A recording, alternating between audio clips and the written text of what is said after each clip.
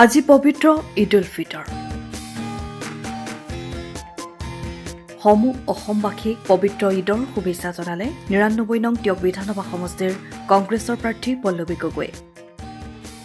পুৱাই ঐতিহাসিক কাকজান ঈদগাহৰ লগতে অঞ্চলটোৰ বহুসংখ্যক জ্যেষ্ঠ নাগৰিকৰ ঘৰে ঘৰে গৈ ঈদৰ শুভেচ্ছা জ্ঞাপন কৰাৰ লগতে সেৱা লৈছে পল্লৱী গগৈয়ে।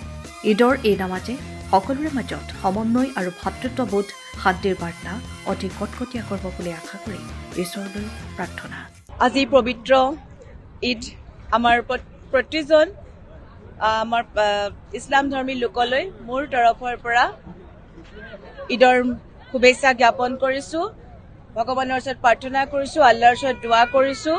সকলোকে ভগৱানৰ আশীৰ্বাদ আৰু আল্লাহৰ দোৱাই সকলোকে মংগল আৰু কুশলে ৰাখক আৰু আমি যাতে সমাজখনত যাতে সকলো ধৰ্মাৱলম্বী লোকে জাতি বৰ্ণ ধৰ্ম নিৰ্বিশেষে জুবিন দাই বিচৰাৰ ধৰণে সকলোৱে যাতে একতাৰ দোলেৰে বান্ধ খাই ইজনে সিজনৰ বিপদৰ সময়ত যাতে সহায়ৰ হাত আগবঢ়াব পাৰোঁ আৰু সকলোৱে যাতে সমন্বয়েৰে এই সমাজখনত আমি বসবাস কৰোঁ তাৰে মই কামনা কৰিছোঁ। পুনৰবাৰ সকলো ইছলাম ধৰ্মী লোকলৈ মোৰ তৰফৰ পৰা আন্তৰিক ঈদৰ শুভেচ্ছা জ্ঞাপন কৰিছোঁ। সকলো ভালে কুশলে থাকক, মংগলে থাকক, কুশলে থাকক, মই তাৰে কামনা কৰিছোঁ। ধন্যবাদ। সময়ৰ খবৰ সময়ত পাবলৈ ফ'ল' কৰক টাইম অফ আছাম।